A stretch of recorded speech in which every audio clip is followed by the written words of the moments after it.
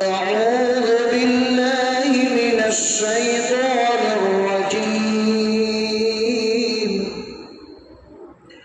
بسم الله الرحمن الرحيم.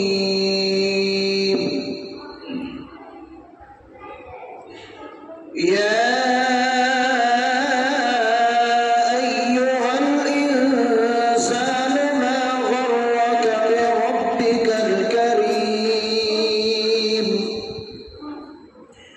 الذي خلقك فسواك فعدلك في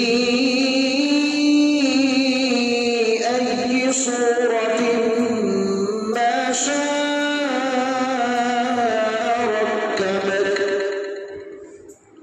كلا بل تكذبون بالدين وإن عليكم لحافظين